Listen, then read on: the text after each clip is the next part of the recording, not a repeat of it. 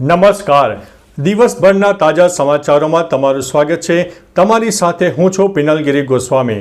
સમાચારો વિસ્તારથી જાણીએ એ પહેલા મહત્વના સમાચારો ઉપર એક નજર. નમસ્કાર મિત્રો, અત્યારના સૌથી મોટા અને અગત્યના સમાચારમાં વાત કરીશું હવામાન વિભાગની વરસાદની મોટી આગાહી.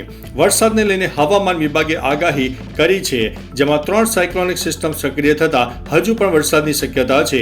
હવામાન વિભાગ દ્વારા આગામી 24 કલાકમાં વરસાદની આગાહી કરાઈ છે, જેમાં દક્ષિણ ગુજરાત અને સૌરાષ્ટ્રના અનેક વિસ્તારમાં પવન સાથે વરસાદ પણ વરસી શકે છે. મિત્રો, અન્ય મહત્વના સમાચારની વાત કરીએ તો મહુવામાં સલામત સવારીને કલંક લગાવતો લંપટ ડ્રાઈવર સામે આવ્યો છે. એસટી બસના ડ્રાઈવરે ચાલુ બસે મહિલાની કરી હતી છેડતી.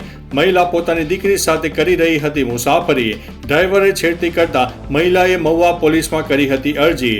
મહિલાએ પોલીસની હાજરીમાં લંપટ ડ્રાઈવરને ધોઈ નાખ્યો હતો. મિત્રો, અન્ય મહત્વના સમાચારની વાત કરીએ તો રાજ્યવ્યાપી ચોરી કરતી ઉત્તર પ્રદેશની ગેંગ ઝડપાઈ છે.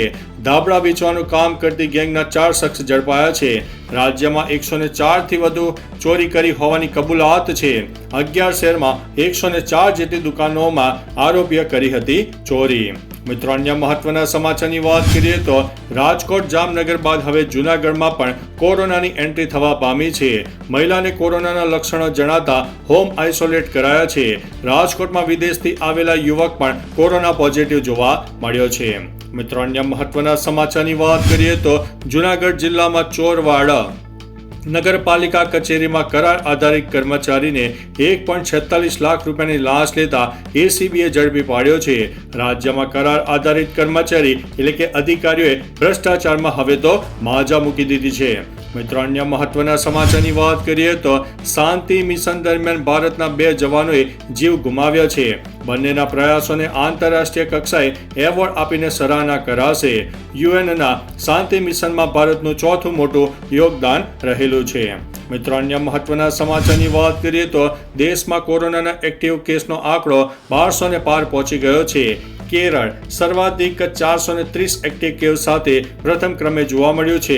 મહારાષ્ટ્રમાં કોરોનાના કેસમાં પણ ઝડપથી ઉછાળો જોવા મળ્યો છે.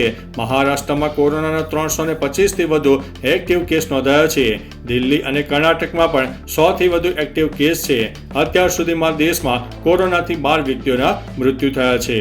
મિત્રો, અન્ય મહત્વના સમાચારની વાત કરીએ તો જાણીતા રોગાન કળા કારીગરે વિશેષ પેઇન્ટિંગ તૈયાર કરી છે. ઓપરેશન સિંધુના સફળ અમલને ઉજાગર કરતી પેઇન્ટિંગ બનાવી છે. પીએમ મોદીના આગમન પહેલા સ્વાગત રૂપે રોગાન પેઇન્ટિંગ કરવામાં આવી હતી, જે દુર્લભ અને વિલુપ્ત થતી કળા દ્વારા પ્રેરણાદાયી સંદેશો આપવામાં આવ્યો છે. મિત્રો, અન્ય મહત્વના સમાચારની વાત કરીએ તો ટીવી અભિનેત્રીએ ઇન્સ્ટાગ્રામ પોસ્ટથી ચાહકોને જાણકારી આપી છે. તેણીના પેટમાં ટેનિસના બોલ જેટલી કેન્સરની ગાંઠ હોવાનું નિદાન થયું છે. સસુરાલ સિમર કા ફેન અભિનેત્રી દીપિકા કક્કરે પોતાની માટે પ્રાર્થના કરવા માટે જણાવ્યું છે. મિત્રો, અન્ય મહત્વના સમાચારની વાત કરીએ તો આ 5 રાજ્યમાં 29 તારીખે મોક ડ્રીલ યોજાશે. ગુરુવારે ગુજરાતમાં સાંજે 5 થી 8 વાગ્યા સુધીમાં મોક ડ્રીલ યોજવાનો નિર્ણય લેવામાં આવ્યો છે. આ બાબતે જિલ્લા કલેક્ટર સાથે વિડીયો કોન્ફરન્સથી બેઠકનું પણ આયોજન થયું હતું. મિત્રો, અન્ય મહત્વના સમાચારની વાત કરીએ તો મોપેડ રોક્યું અને 200 કરોડનું ઇન્ટરનેશનલ સાયબર ફ્રોડ ખોલ્યું. સુરતમાં 100 થી વધુ બેંક એકાઉન્ટ ખોલ્યા. 6 મહિનામાં 8.54 કરોડની કમાણી કરી. ક્યુબાથી કમાન્ડને કમિશનનો ખેલ જોવા મળ્યો અને ઈડી અને ડીઆરઆઈની તેમાં એન્ટ્રી થઈ છે. મિત્રો, અન્ય મહત્વના સમાચારની વાત કરીએ તો મધ્ય ગુજરાતના તારાપુરના બુધેજ ગામમાંથી 2 ભેંસોની ચોરી થઈ છે. આદરુજ ગામના શખ્સે ભેંસો ચોરી હોવાની તારાપુર મોરજ રોડ પર છુપાવી દીધી હતી, જે અંગે ફરિયાદ દાખલ કરવામાં આવી છે. મિત્રો, અન્ય મહત્વના સમાચારની વાત કરીએ તો સૌરાષ્ટ્ર અને દક્ષિણ ગુજરાતમાં ભારે પવન સાથે વરસાદની આગાહી. ડુમસના દરિયામાં ભારે કરંટ જોવા મળ્યો. સહેલાણીઓ બીચ પરથી દૂર કરવામાં આવી રહ્યા છે અને મહુવા અને હાંસોટમાં તો 2.5 ઇંચની આસપાસ વરસાદ ખાબકી ગયો છે. તો ચાલો મિત્રો, ફરીથી દેશ અને દુનિયાના સુપરફાસ્ટ સમાચાર લઈને મળતા રહીશો. ત્યાં સુધી અમને રજા આપશો. નમસ્તે.